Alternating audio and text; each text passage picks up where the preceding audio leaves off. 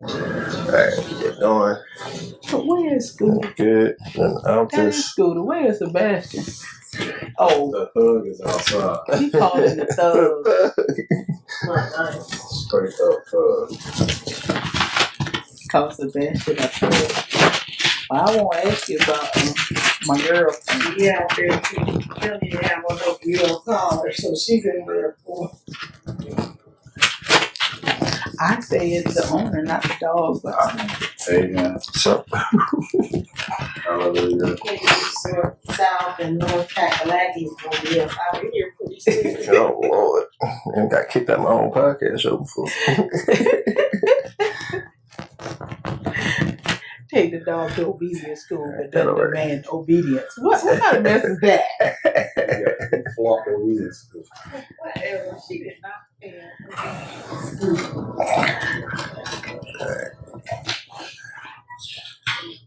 You see. Lord. Now, you're more relaxed. See, I was going to say, if my nieces were in here, I was about to jump up and do something crazy. Sit my aunt down, please. Hey, Miss County, do not pay attention to That must be our new song. Girl, no, I mess with the kids on them crazy songs. You need to pay attention to I'm like, what are y'all listening to? Cardi B, Megan, don't get me started. But I have to mark them because they are hilarious to me.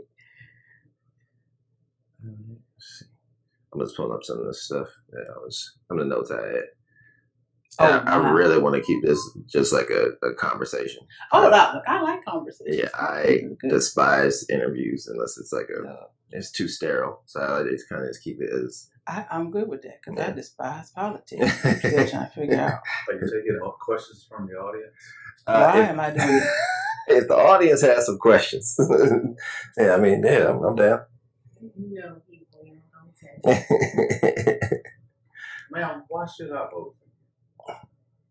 Because I'm a public servant. I'm here to serve the people. I'm not a politician. So if you want improvements in your community, tell me what it is you want, and I will exercise the authority that you bestow in me to make it happen as long as I can. Bottom line. Period. They're saying this is not about me. Shit, I can ride off into the sunset or ride off into my motor coach with my husband and retire. I'll be good. Shit. Do this, man. What? I keep asking myself, what is wrong with me? Why am I doing this, Sandra? Really? So conversation is good. Yeah, so we're going to keep it a conversation. Okay, you ready? Yep, I'm ready. So today we have a good guest today, Miss Tonya Sweat. Yes. Thank you for being here. So, where does it go? One county, one community? That's it. Tell me about one county, one community. First, thank you for having me. Yeah. I chose that theme for my campaign because I've been in Prince George's County now a little over 10 years. Mm. Been in the D.C. area for 20 plus years. Okay. One of the things I noticed when I came here is you will hear Prince Georgians talk a lot about North County, South County. Yeah. They talk about the different municipalities and districts in the county and what everybody needs.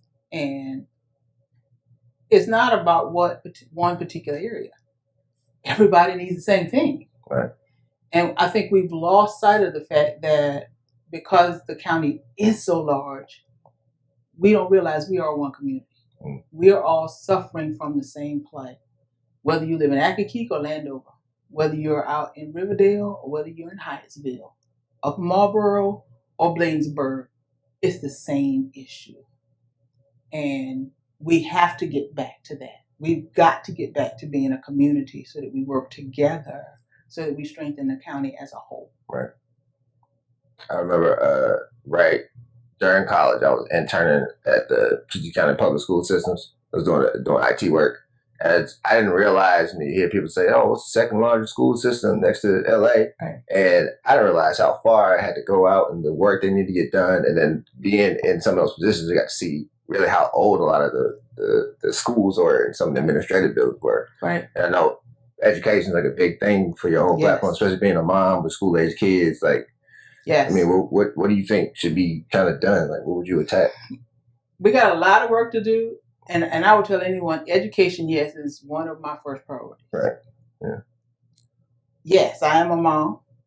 I have a son who graduated from the Prince George's County Public School System. Mm. I have a daughter who's still in the Prince George's County Public School System. I am where I am today because of public education. You can be successful with a public school education. 100%. We have to give our children the best education that we can. That's the only way they're going to have the opportunities that await them in this world. And our education system is broken. We have right now the second largest system in the state of Maryland, but we are ranked 23 out of 24. Wow. Yeah. Okay. Yeah. That's distressing. Yeah. And it's been that way. This is not recent. It's been that way for the 10 years that I have lived in Prince George's County. We have some of the smartest, the best, the brightest children in the state. We have to challenge them, motivate them, and encourage them to develop that intelligence so that they can go out into the world and do great things. Because I know they can. Yeah. We've got to raise the standard. And the generation of children that we have in our school system now, they're asking for that. They're demanding that from us. So they are my first priority, the children. I started this trek in the county as the PTSA president at Oxon Hill Hospital. Okay. Oh, yeah, I was just right over there. The Yeah. Shoot. My son's alma mater. And I started there with the attitude that while I only had one child in that school building, all 1,400 of them belonged to me. Okay. I still have that attitude. Yeah. Now it's expanded, though.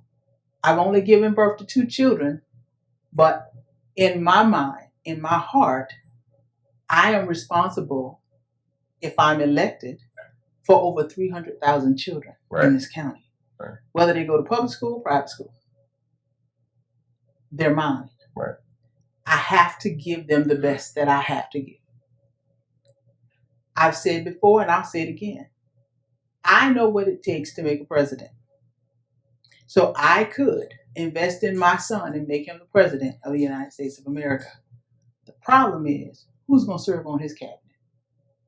Right. We don't do this alone. Yeah, that's that whole community aspect you keep talking about. Absolutely. If we don't nurture these kids and groom them in the way that we think they should go, you know, right. and be cognizant of like all the technologies that are developing around us in the global communities, if that's not showing up in PG County public school systems, we're not helping out the community of the world. We're not helping the world at large. I mean, we want diversity, we want equality, but we've got to bring it to the table. Right, right.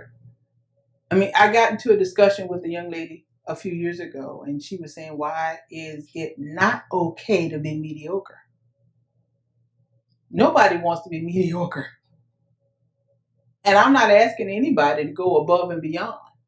All I want is for every child in this county to be the best that he or she can be. Yeah. And in order for that to become possible, we have to show them the possibilities. You do that through education. We have to give them knowledge and understanding so that as they navigate the world around them, they can know what's really happening. And they're not forced to believe what they're hearing or what they're being told. Right.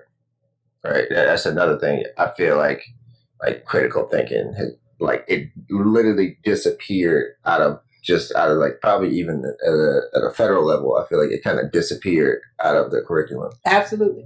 Absolutely. I'm not an educator. I'm the daughter of an educator. My mother is a retired public school teacher. And so she instilled a lot in me as a child. And I'm proud to say I'm my mother's daughter.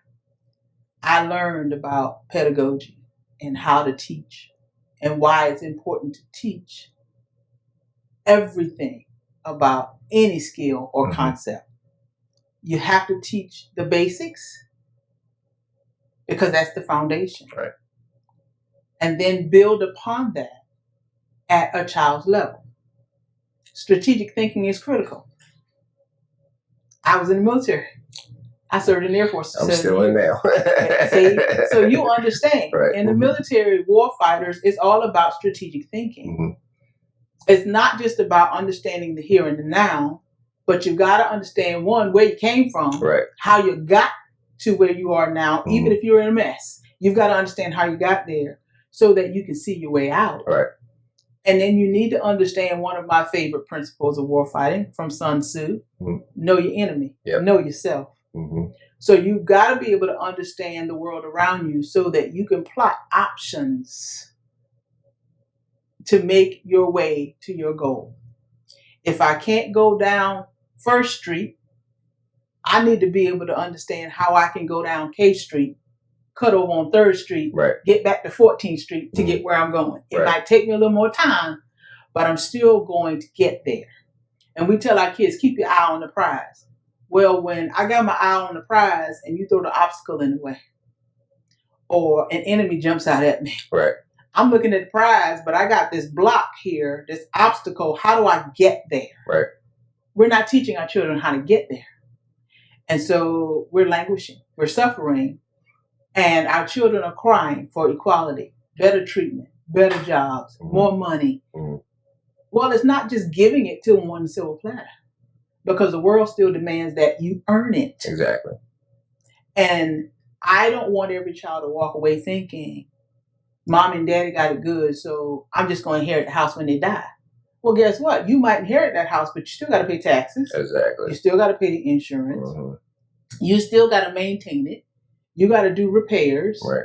You got to be able to negotiate with the handyman to make sure he doesn't take all your money Exactly. when he's fixing your broken window. Right. If you don't understand those concepts, the house is gone. It's gone. So everything Mommy and Daddy worked for was in vain because you can't maintain what you're going to inherit.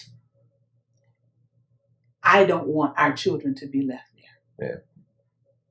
I tell everybody, and I mean this from the bottom of my heart, I do not intend to work forever. I want to retire. I want to ride off in my family coach Right. with my husband, Okay. fish by the lake, and know what I left behind is going to be okay. Right now, I don't have that feeling. I'm concerned. Right. And that's why we have to invest in the youth. So, in that, to use the analogy of the house, it doesn't fall apart off of one generation. Exactly. Yeah. I mean, I talk to our elders, and I call them my elders because that's who they are. And I hear the stories about the civil rights movement because I was born on the heels of the civil rights movement. I was born in 1972. Okay. And they talk about fighting for the right to vote, fighting so that they didn't have to sit on the back of the bus, the sit-ins so that they can walk into the front door of a restaurant and not have to go to the back door. Right. My children, I'm sad to say, don't understand that. And because they don't understand it, they can't really appreciate it.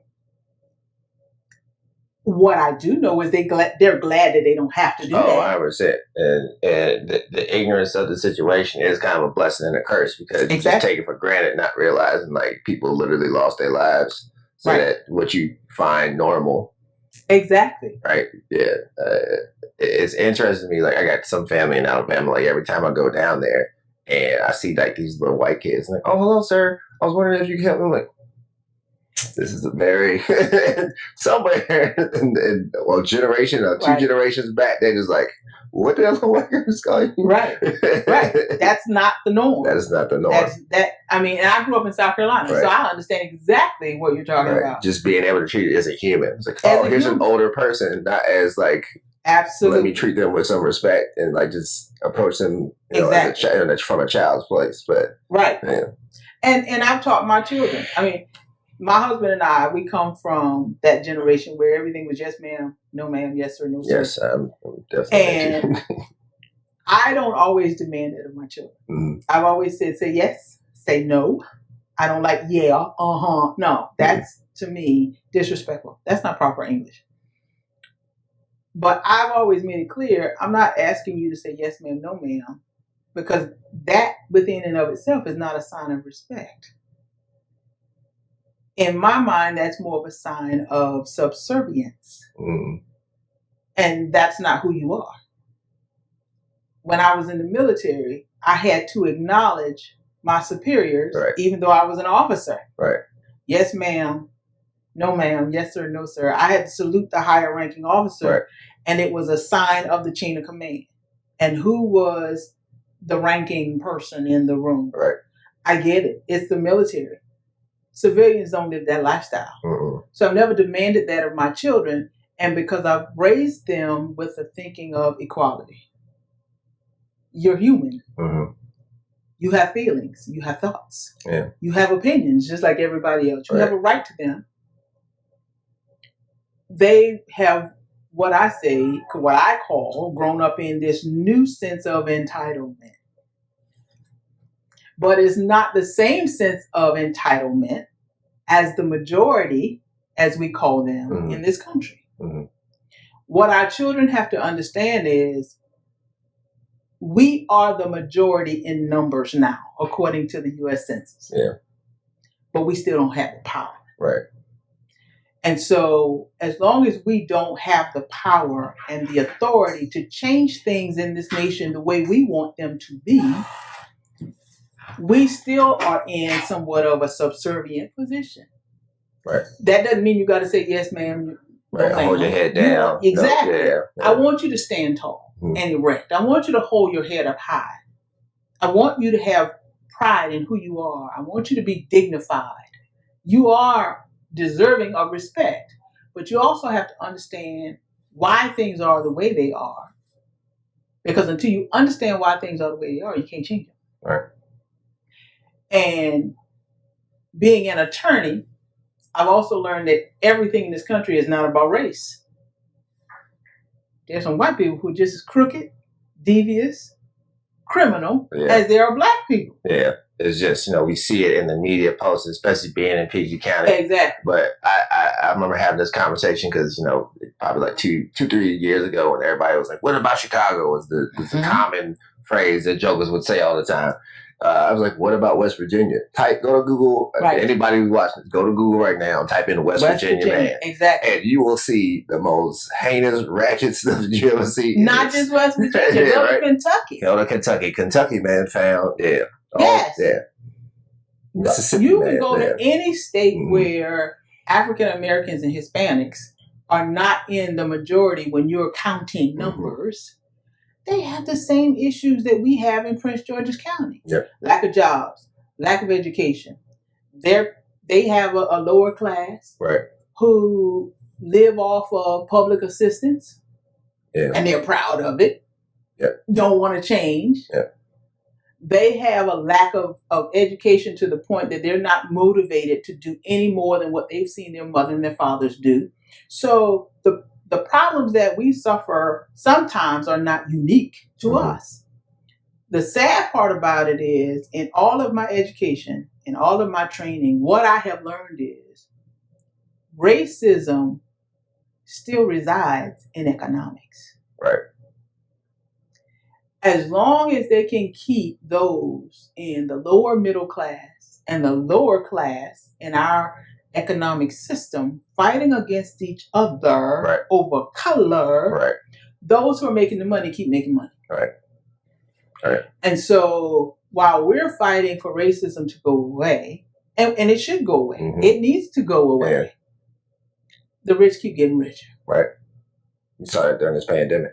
Exactly. Right. Exactly. Like these folks did not miss a day getting that new checks coming Right. in the door. And so what I have taught my own personal children is, look, I don't have time to get upset with somebody because they're white and I'm black and I don't. It's about economics. Mhm. Let's learn the economics of this democratic, capitalistic society that we live in.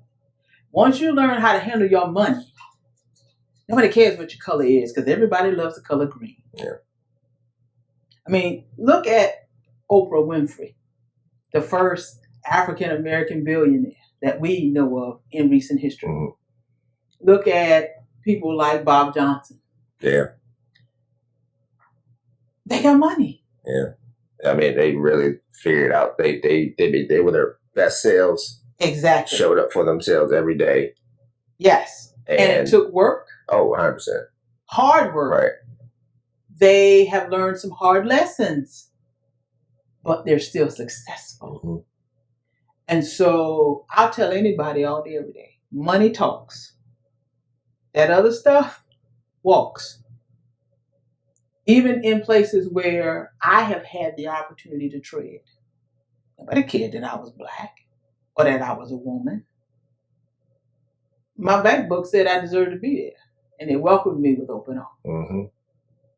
Every child within my reach should have the same opportunities that I've had. And I cannot say it was because of my family or where I came from. My background, my roots, my grandfather, my grandmother, they are descendants of slaves and sharecroppers. Yeah. Okay? One generation. Well, I'm like 2 generations away. Yeah. From them, yeah. Yeah, for them it was 1 generation. You're absolutely right. My mother was the first child in our family to go and graduate from college. I'm only the second. I've had cousins who entered college, but they didn't finish. So when we look at the educated people in my family, this is not heritage or in my DNA. Yeah. This has been a struggle. Yeah. What I can say is I'm blessed because I've had mentors along the way. I've had people who've invested in me.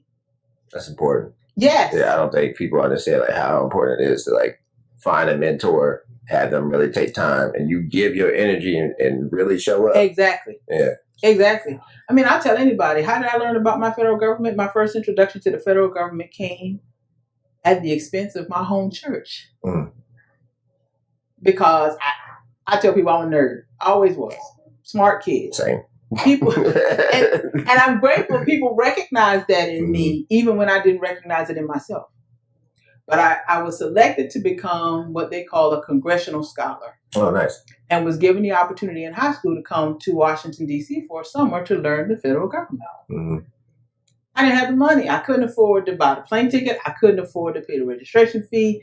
None of that. My mom walked into the church and told our pastor about this phenomenal accomplishment, but she said, I can't afford to send her. Mm. Well, that Sunday in church, pastor passed the pain. Yeah. You know? Yeah. He said, we're going to send this child to Washington, D.C.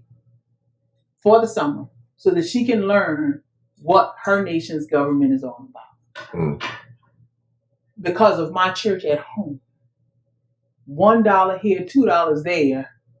I got on the plane and flew to Washington, D.C. First plane trip in my life, and I was 17 years old. Oh, wow. That was a head spin. Yes. Sure. I was able to come here and spend a month at Gallaudet University, riding a bus back and forth with kids whose parents just wrote a check. Yeah. Okay? Oh, okay. Walked through the halls of Congress.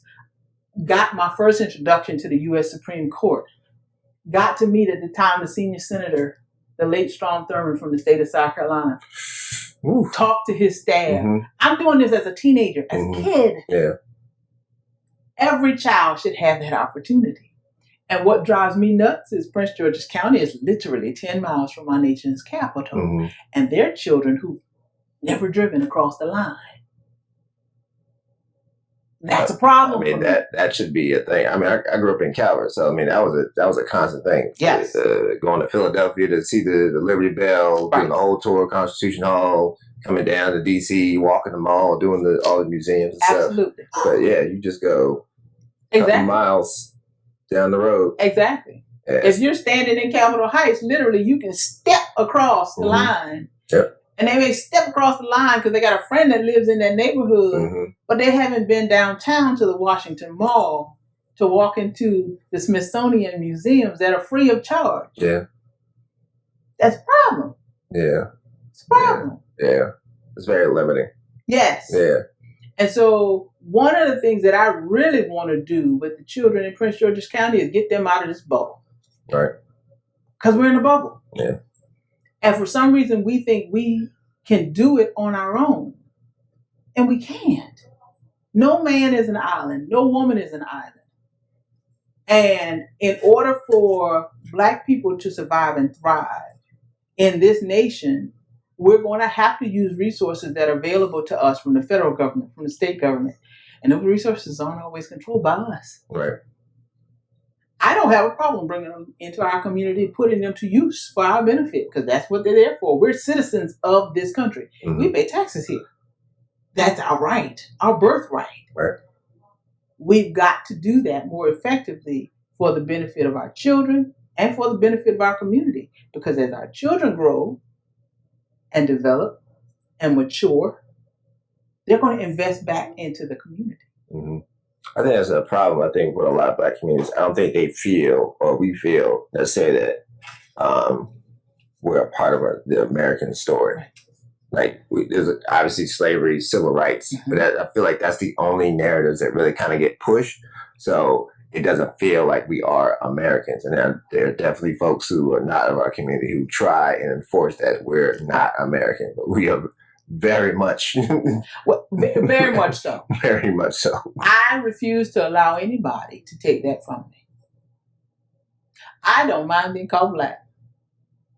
When we first started using the phrase African American, I was a kid. Mm-hmm. And no disrespect to Reverend Jesse Jackson. Mm-hmm. Homeboy, he was South Carolina. Yeah. But I remember telling my mom, I'm not an African American. I ain't never been to Africa. I wasn't born in Africa. I don't know nothing about Africa. I know my ancestors came from Africa, but I was born here in America. Why do I have to be called African American? And it shocked my mother that I would have such a passionate and strong opinion about something like that. Mm-hmm. But it is rare that I call myself an African American. I'm Black. And I don't have a problem being called Black. Because when I look at my heritage, in my bloodline, it's Caucasian. Mm. I mean, let's just be honest. I have to own it. There's no, especially in this country. Look, yeah. Massa had his way. Sometimes with my foremothers. Right. How you think I got my skin color? Let's just keep it real. I've got African in me. My grandmother's grandfather was a Native American because she was born on the Barrier Islands of South Carolina. If you know anything about the Barrier Islands of North Carolina, South Carolina, heavy lands for Native Americans. If you know your history and you know about the Trail of Tears, it didn't start in Oklahoma. The Trail of Tears started on the East Coast of the nation, where Native Americans will run off of their lands out west. So I have Native American heritage in me. And when you mix all those colors together, what color do you get? There's a reason why we're called, there's a reason why we're called human. Exactly. So I don't have a problem with people calling my color Black, because I am. And I'm very proud of that. Our children should be proud of it. The problem is they don't know their heritage. We're not teaching them the truth. And that's not that it's much like a lot of, how do I call them, missions. There are a lot of missions out there that we get into that is the end goal is, or I guess the operation is always optics. Right. And it's not giving people the factual information. Exactly. Like, we talk about like Vietnam. That was kind of an optics war for a long time. People say the same thing about Afghanistan. It was optics. It was checking boxes. Yes. Like, people would just get promoted and keep going. But then when it came to what the reality of the situation on the ground, what was being reported, was being said, and it's actually being happening on the ground was not matching up. It was not. No. I mean, look at what's happening in the news right now. This discussion about critical race theory. Yes. What the hell is that? Excuse my French. Why not just teach the truth? Just teach the truth. And that's why people getting so hung up on it. It's like, y'all been lied to for so long that when people say something like, I had a conversation with my buddy who's a cop, he was like, this young lady came up to me, we were talking, and she was like, blah, blah, blah, blah, blah, something. And then she said, like, highway systems and airports are racist. And I was like, and then he was like, I don't understand what that means. And I was like, All right, man. So at one point, the federal government, they were making these highways, like they ran right through pretty much every black neighborhood. And then when they built O'Hare, when they were building the airport down in Atlanta, like they just cleared out all those folks. And I mean, that's the wealth center. I-95. Yeah, I-95. These were whole communities that got completely leveled. Right. And the bottom line is this. Again, it goes back to economics. And many people would say, well, they did that because they were minorities. And yes, they did do it to minorities. Part of the reason why they were able to do it to minorities is they use this thing called eminent domain for the public good. Mm-hmm. And because minorities were not educated and did not understand that even with eminent domain, you have a right to get what is considered fair market value from the government for your land. Exactly. We were taking advantage of it. Bottom line. Yeah. And it was easy because coming out of slavery, no, we weren't educated. We're not educated well. Yeah. Went into the period of separate but equal. Right. And we did a little bit better at educating ourselves. Right. But we still did not have access to the resources that whites had. Right. So the education was not exactly equal. Right. So then we go to integration. Some people didn't like integration. Wasn't happy about integration. Because again, we don't want to share the resources. Right. We don't want to share the wealth. Right. I don't want my good tax dollars to educate those people. Right. So progressively, what I have seen, and I'm going to say me, as I study public education in the nation is, we continue to dumb things down. Because public education is paid for with what? Tax dollars. Mm-hmm. Those who can afford private school, go to private school and they get the best education money can buy. Yeah. But those of us who don't go to private school, we have to rely upon tax revenue to provide that education. And quietly, there's still the conflict of, do I want to take my good tax dollars to educate them? Right. Now you define who them is. Right. Because when you look at areas like, the DMV, mm-hmm. them could be black and brown. But when you go to Kentucky, when you go to Louisiana, when you go to Mississippi, when you go to Tennessee, when you go to West Virginia, mm-hmm. them is Polk County in West Virginia and Appalachia. Ain't a lot of black and brown folk out there. Yeah. So I don't want to educate them poor folk because they ain't paying no taxes. Mm-hmm. What? The law says public education comes from tax revenue. It is what it is. Stop dumbing it down. Because if you want those poor folk that you don't want your money to educate to ever be elevated to a point where their money then is educating other poor folk, you got to educate them. Period. Yeah. You got to educate them. I haven't talked a lot about January the 6th since January the 6th. But I'm going to talk about January the 6th. I'm talking about it. Something not controversial at all. Exactly. Not controversial at all. Not controversial. But I'm picking that for a reason, and you'll understand why in a minute. Look at the folks who are out there leading this insurrection. Mm-hmm. Let's just call it what it was. Mm-hmm. Some people call it a protest. But it was an insurrection. Let's look at them. Coined it as. Yeah. Phrased it as, framed it as. So that wasn't Black Lives Matter. No. They were operating based upon myths, fallacies, falsehoods that they heard from somebody else.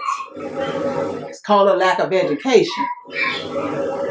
And they weren't energized enough to go do some research other than what they heard on certain channels, certain websites. Yeah. I'm not going to blame anybody calling any names. Okay?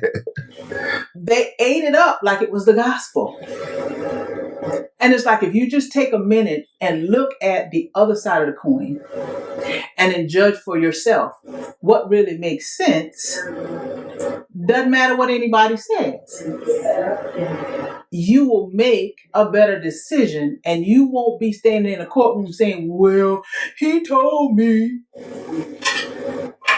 What? Right. So it's not going to be a solid defense for you. Exactly. Yeah. And right now, from where I'm sitting, racism is not as much the problem anymore as it is economics. Yeah. It's classism, which is funny. Absolutely. And I've heard a lot of people, talk about the way in which that is weaponized. Because, like you said before, it is a good tool. Mm-hmm. Racism is a good tool to keep poor people and uneducated people fighting amongst one another. Yes.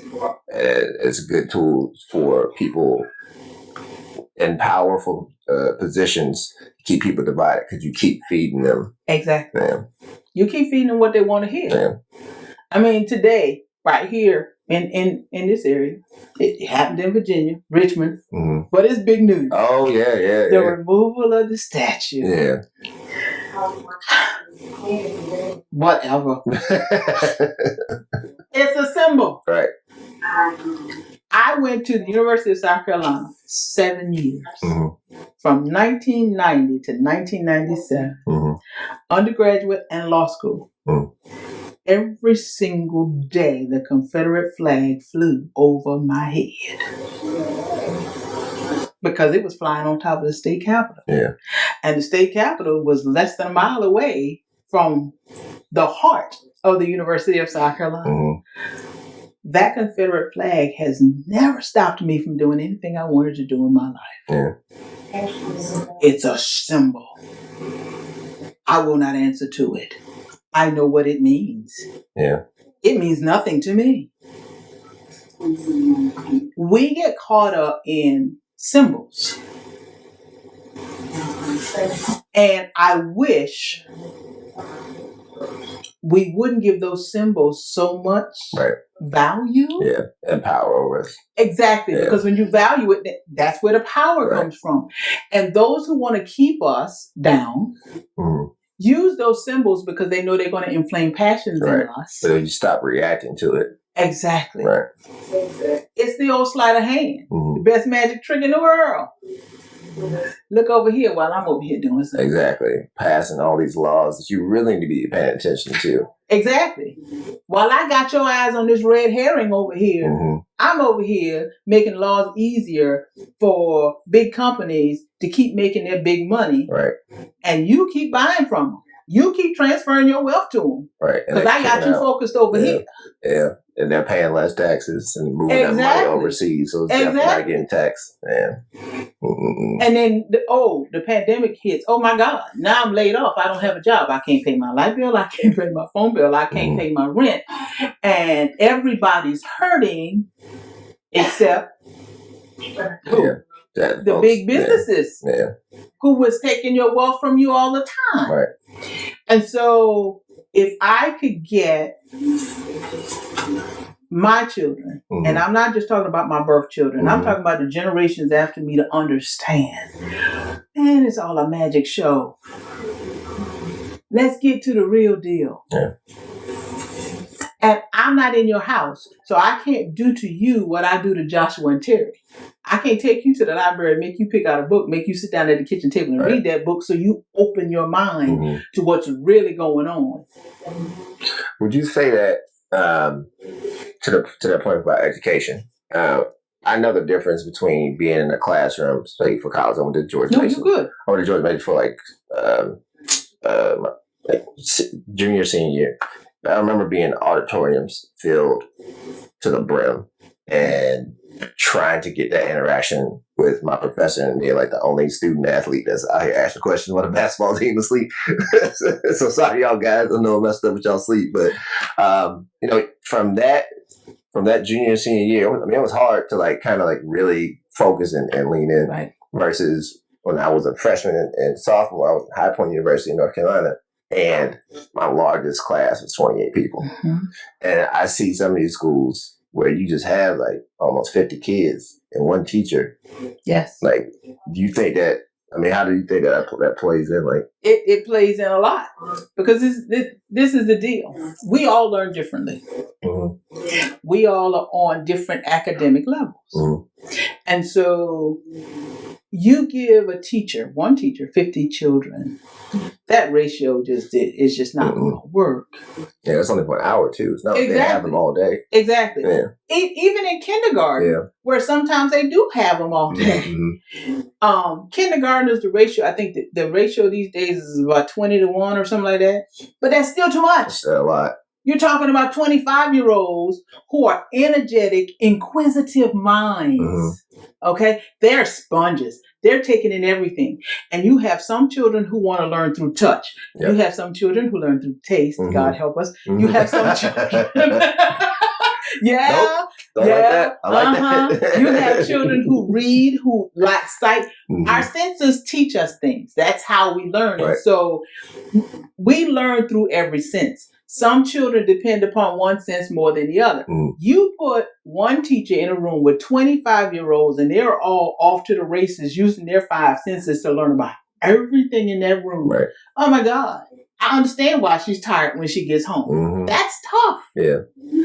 And oh, by the way, if the teacher herself is a visual learner, but she's got a group of auditory learners.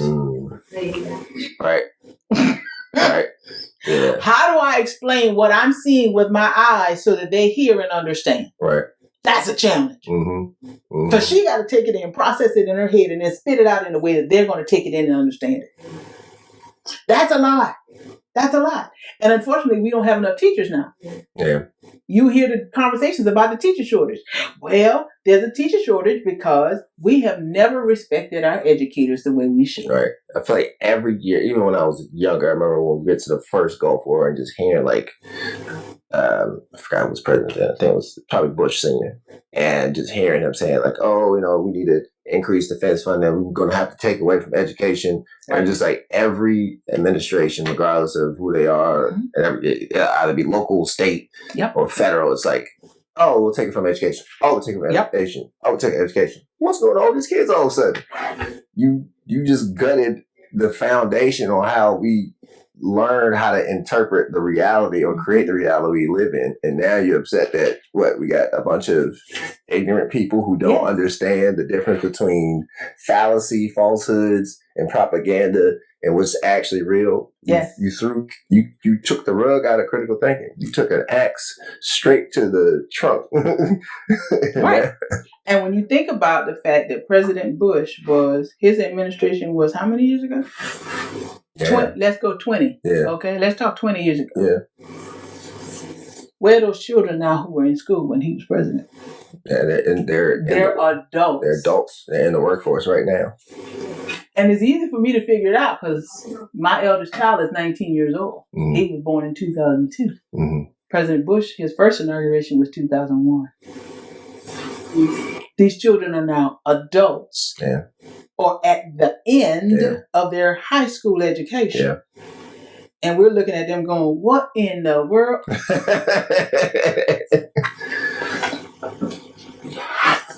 Okay. You gutted education. Right. So what in the world? Just a little bit. We can excited. We're all good. Look, but I mean, you hit the nail right on the head when you bring up President Bush.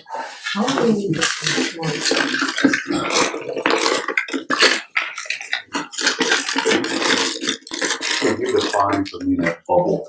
The bubble, yeah, I can do that. The bubble that I mentioned that Prince George's County is in. Right now, the county depends upon its own revenue for everything. Building roads, schools, paying our county employees. That revenue can't cover all. The Prince George's County budget, if I remember my numbers correctly, is like about I know the school's budget is like $2.6 billion. And the county's budget may be another $1 or $2 billion above that. That is not enough money to take care of the 900,000 residents in the county, or the 900,000 people who live here. And then when you add to it the fact that we have immigrants who are undocumented who live in the county, and their care falls to some degree very heavily on the county. There's no way the county's budget can take care of all that. Yeah. You can't do it. And so I said we're living in this bubble because when you hear our elected officials talk about what's needed in Prince George's County, it's almost like us against the world mentality. That's not the case. We're a part of the world, and instead of shunning the resources that are available, whether it be from the state government or the federal government, we should be welcoming those resources to take care of all of us. Right. It goes back to the birthright. Yeah. We pay into the federal tax system. The bulk of our adults in the working class in Prince George's County work in the federal government. So there's no reason why we should not be able to use those resources. I understand there are a lot of us, not just in Prince George's County, there are a lot of minorities, Black or African Americans in particular. When you talk to them, they love the idea of the Black Wall Street. Yeah. And how it was self-contained and how well it worked. That was basically because they had to. Right. Different times. Right. I'm not saying the Black Wall Street can't exist today. Yeah. It can. We have to consider how we have, and I'm going to use the word integrated, into American society. Right. If there were no Black people working in the federal government, so we weren't relying upon the largest employer in the nation for our wages, if we didn't need to rely upon federal transportation and federal roads, Black Wall Street, yeah, absolutely. We do it ourselves. But let's just keep this thing real. Right. Many of us moved from the South because there were jobs here. Right. And those jobs came from our federal government. So to say Prince George's County can survive without the federal government is a bad idea. But right now, I mean, literally, I've spoken to, because of positions I serve in currently, I've talked to a lot of elected officials from within the state of Maryland. I don't care where they come from. When they find out I'm from Prince George's County, we have some interesting conversations because it's this PG versus everybody else mentality. There was a time when it was Prince George's and Baltimore City versus everybody else. Yeah. Well, Baltimore City's kind of gotten itself out of that conversation. Yeah. They're doing some things up there. Yeah.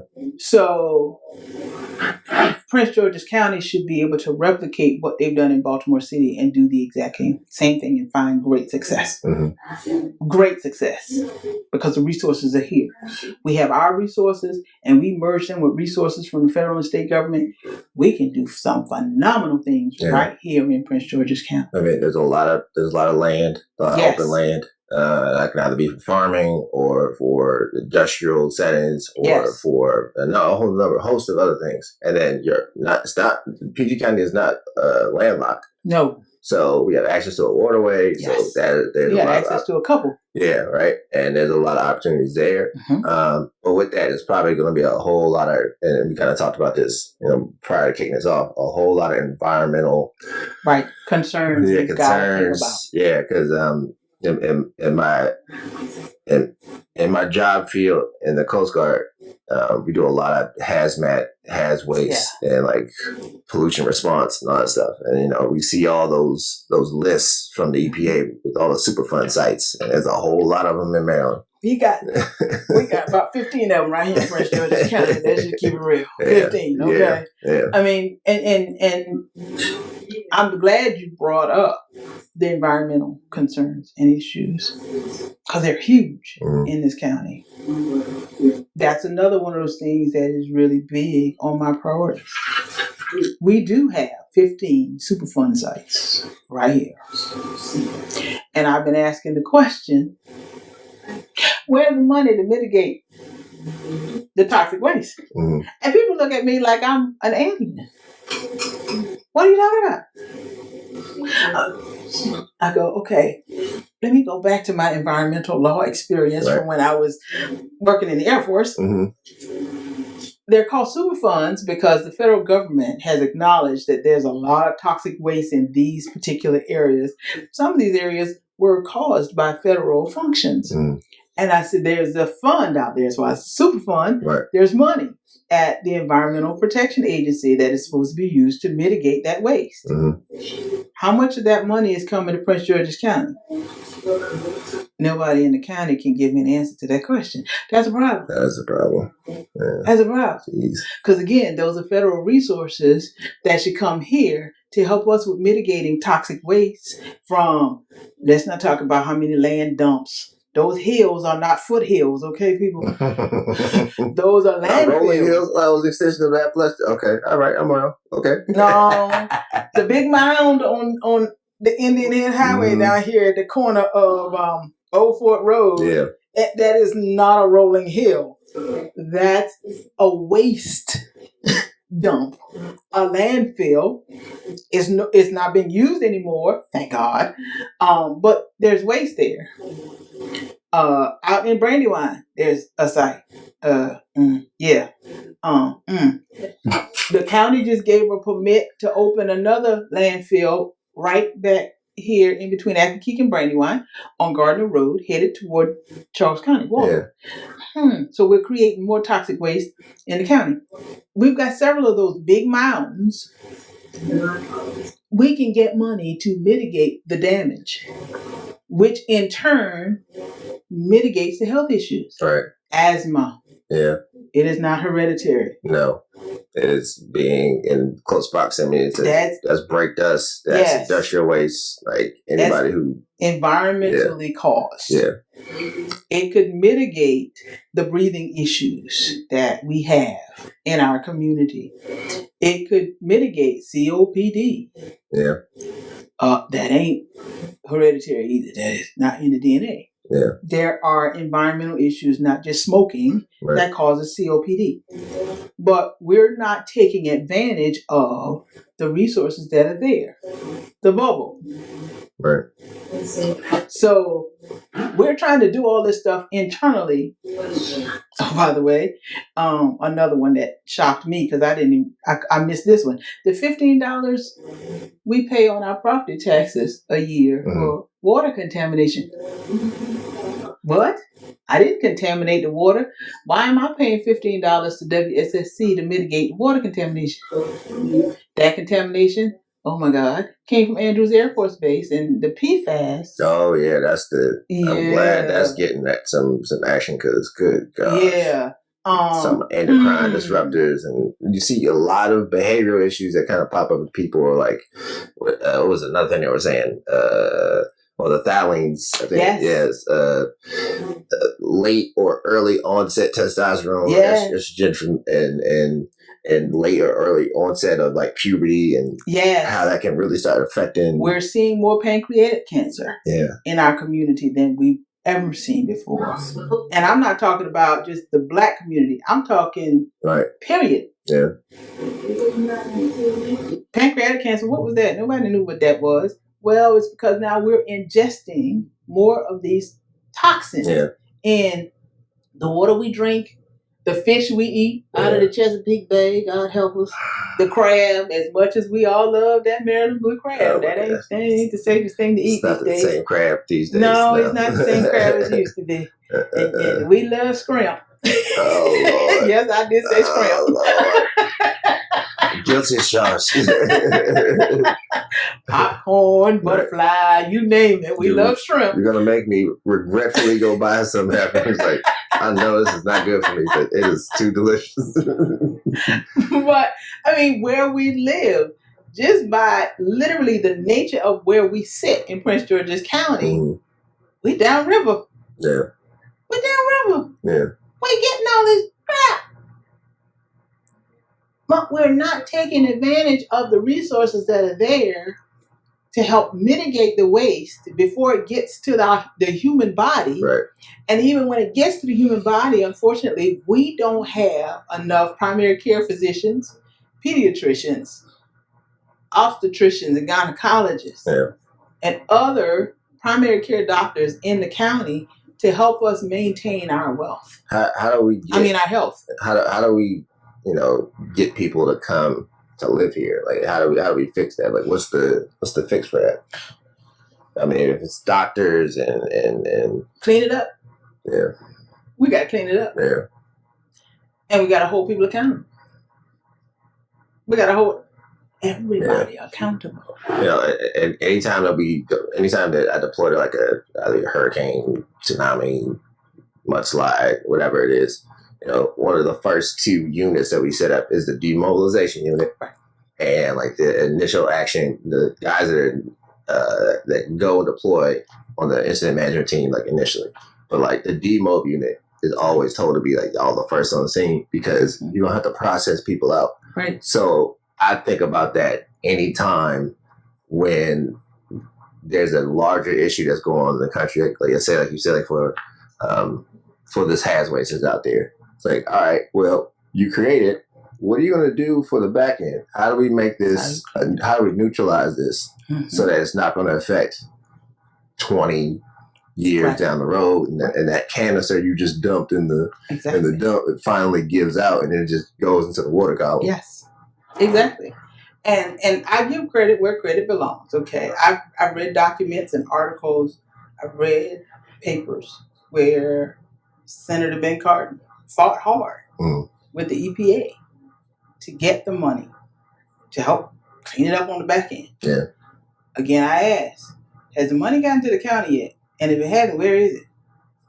And if you're passing it through the state, okay, why is it still in Annapolis? It's not supposed to be there. Right. What's going on here? And so, I mean, it's part of the reason why I'm running for county executive. I mean, it's not that I dislike any of our elected officials. That's not what this is about. I'm angry because they haven't access to things that belong to us rightfully. Right, and that's the appropriate emotion. Yes. It's like, oh, you have a given trust with the community. They've put you in a position of power, and now you've, either through inaction or indifference or just, unawareness, sometimes it's just like, oh yeah, we do have access to these federal funds, don't we? Like, oh, we need, like you said before, like, we need a task force to actually lead this to come up with a solution, and we have to actually follow through with the solution. Exactly. We have to. And I've had people ask me, why are you going for the big job? Why not go for school board, county council? That's not what I do. That's not what I was trained to do. My entire career has been spent in the executive branch of the United States government. Yeah. I execute. The military taught me to plan, execute. Everybody talks about the bureaucracy that is the federal government. We write policy, we plan policy, we implement policy, we enforce policy. That's what I've spent my professional career doing. All I want to do now is take my education, training, and experience and put it to work for my home county, Prince George's County. I was not taught to be a legislator. I don't like the games that are played in Congress. I don't like the horse trading that's done to get a vote to pass a bill. That's you give me any law you want to give me, I'm going to take that law and make it work for the people. That's what I was trained to do. That's all I want to do. Where is that done? That's done in the executive branch of every government. Prince George's County, like the federal government, like the state government, has 3 distinct branches: executive, legislative, judicial. Being in the county council is not going to allow me to put the plans and the resources to work for the people of this county to make this county stronger than it is right now. Because in the county council, there are 11 of them. I need 6 people to say yes, or it's just not going to happen. Yeah. Yes, I could serve on the school board and work hard to improve education for the children. But you know what's going to happen? They're going to get educated and they're going to leave. Right. What does that do for the rest of us who still here? Exactly. You got to make it advantageous for folks that want to stay here. Correct. And that it is making it, either be in grants for small businesses, or if it's, potentially especially for the small business trying to start up, because that's what really builds the community and builds the economy. Trying to set them up for lower interest loans if they're trying to get some land going to build a brick and mortar or whatever. And Prince George's County is built off small business. Yeah, definitely.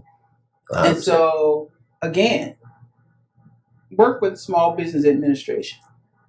Let's train our small business owners what it is to be designated as a small business or a disadvantaged business or a minority business. What does that give you access to? It's not just about having a label. Right. It opens the door to other credits and benefits that you can use to grow your business. You grow your business, you employ more people from the community. Right. You invest more in the community. Right now, our small businesses are struggling. Yeah. Because they don't realize, it's a bureaucratic nightmare of administrative mess. Because you got to do all this paperwork and you got to provide all these documents and you got to do all this stuff. But once you get that designation, the value of it is priceless. It's priceless. Our veterans we have a ton of veterans here in Prince George's County. 100%. Yeah. A lot of them are opening small businesses. Well, let's get that veteran-owned business designation.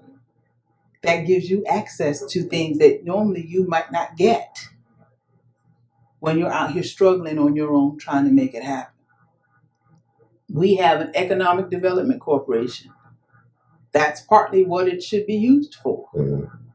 To help train our small business owners what these labels mean, the benefits of these labels. Help them fill out that paperwork. And then the other thing we've got to do for our small business owners is, I love the passion that they have, the skills that they have, but they don't all understand the administration of business. Yeah, the admin side is what really kind of managing the business itself. I bet you can make the best, wood blocks, or make the best ice cream or whatever, cakes or whatever it is, but it's the paperwork that gets you in trouble. The tax man will see expecting you to see. Yeah. It's the bookkeeping that gets you in trouble. Yeah. It's you mean I can't take my personal account and transfer? Right. No. You'll be taxing yourself. Right. You need a business account. I just chartered myself an LLC, so that means I'm not liable. They can't take my house. Ooh, that's not really true, because if you don't pay them taxes, the IRS gonna take your house, your car, your personal bank account, business property, because you gonna pay taxes.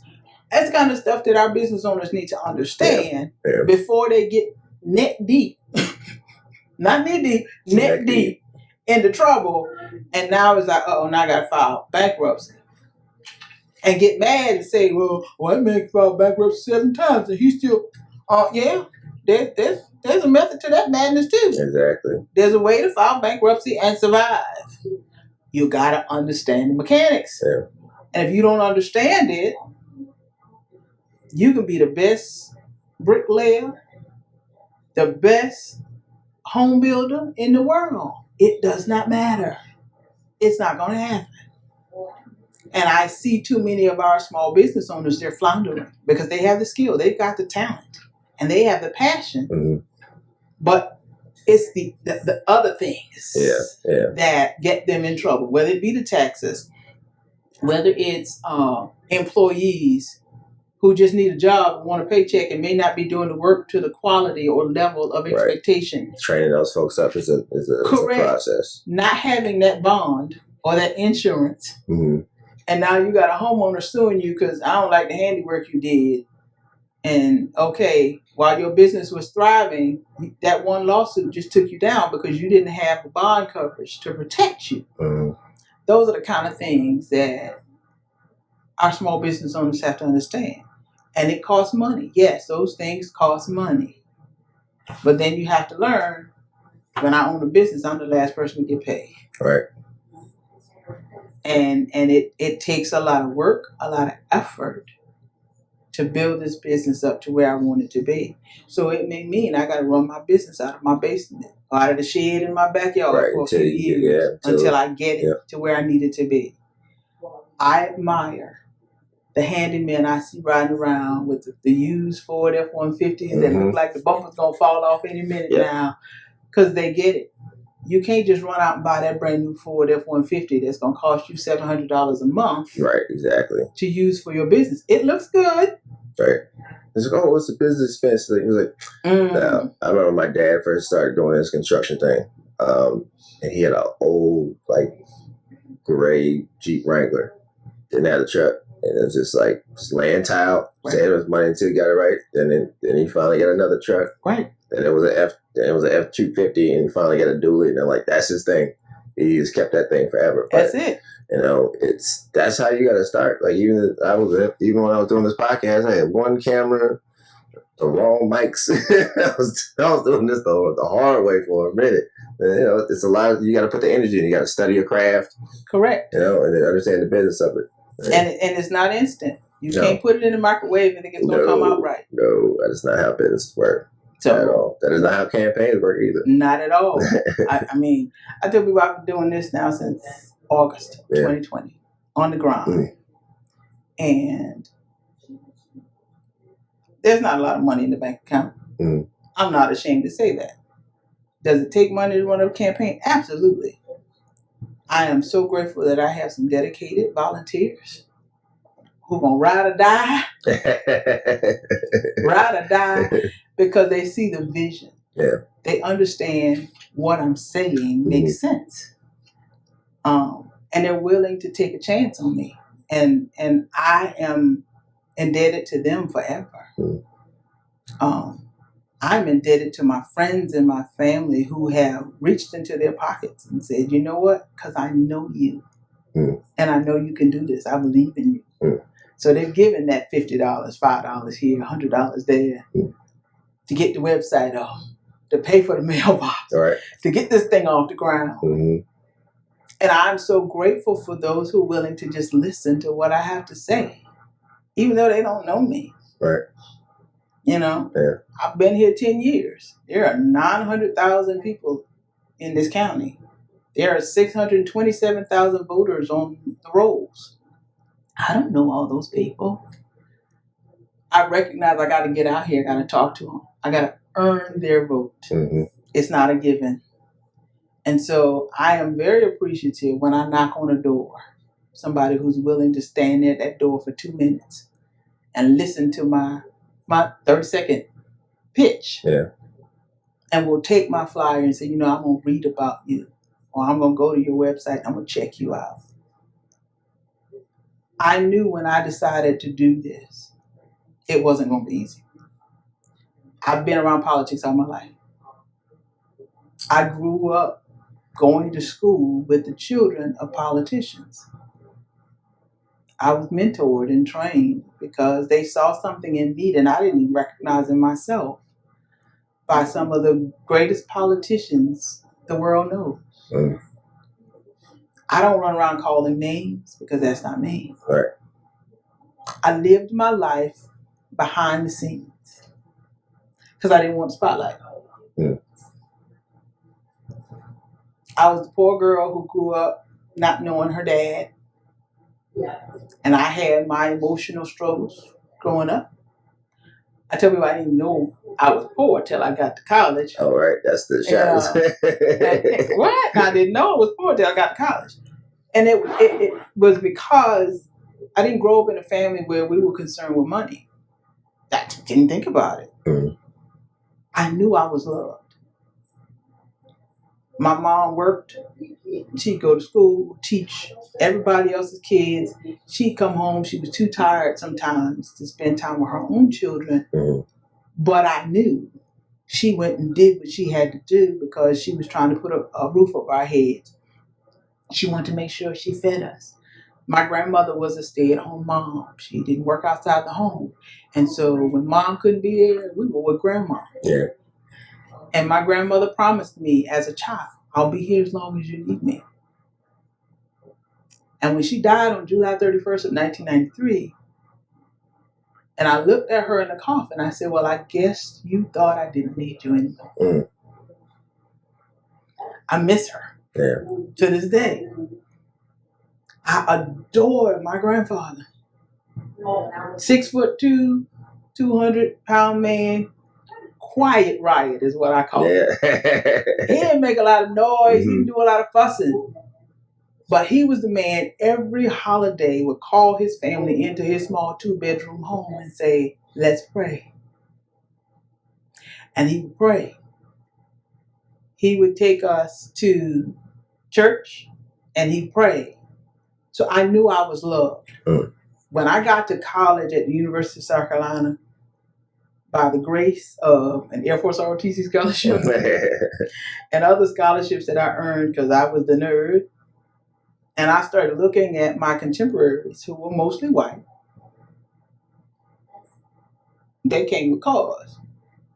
Yeah, car. And all the cars we ever owned were used. So, they were going on trips, spring break. Because their parents were sending them money. They'd all get on a charter bus. They were gone for a week. I couldn't afford to do that. I went home. Stayed at mom's house. But that's when I learned that I grew up poor. Despite the fact that I had free lunch some years in school, some years I had reduced lunch, I didn't think about that as being poor. But like I said, I was loved. And people poured into me because they saw the potential long before I knew it existed. And because of the way I grew up, I think every child should have that, no matter where you come from. Yeah. No. Every child. I feel that 100%. My mom used to work at Patuxent High School, and she worked in the guidance office. And I know there were some days like kids would come in there just to have like a smiling face, and she'd ask them about their day and ask them what they ate for dinner, and how's this going on with the teaching and that and the other. And then by the time guidance counselor was like, all right, I'm ready for it. No, I'm good now. I'm good. Like, that's all you need. You just need somebody to actually, show up. Right. And actually care. Yeah. And unfortunately, some kids, school might be the only place where they actually are guaranteed a meal. Where they get it. Exactly. And that's another issue that just, it's hard to talk about. People don't want to talk about it. But exactly. That's it. Like, kids not being able to eat every day. And how do you expect those children to sit still in class and function? Right. Maybe not all the disciplinary issues are disciplinary issues. Mm-hmm. Right. Yeah. I tell people you got no difference between a child acting out and a child acting up. Mm-hmm. And there's a difference. Yeah. So. Yeah. Well, I wish you the best in your campaign. Thank you. I really enjoyed sitting down with you. I watched a couple of the interviews you've done before, and I just was like, oh, she seems pretty personable. And that was spot on. It was a joy sitting here talking to you. I'm just a little country girl trying to make a difference in this crazy world. I like that. It sounds like a song. If I could write music, I would write that. Well, you too focused on this campaign, so maybe after W. Nah, look, I appreciate the fact that you noticed. Yeah. I must be doing something right. Yeah. And so it's a pleasure. It's an honor to just be able to sit here and do this with you. Yeah. And trust me, I don't take this for granted. Likewise, I appreciate you. Yeah, thank you. I don't take this for granted at all. You have no idea how much this means to me. And I just hope that what I say motivates, inspires or encourages somebody to do a little bit better. Yeah. All right. I wish you the best of luck. Awesome. Right. Thank you so Thank much. you. And you keep doing your thing too. Oh, most definitely. Hopefully, I can get back from Alaska and be here full time because I would love to do more of these shows. I hope they give me the opportunity to put you to work. Come on back. All right. Well, until next time, y'all. Night show. All right.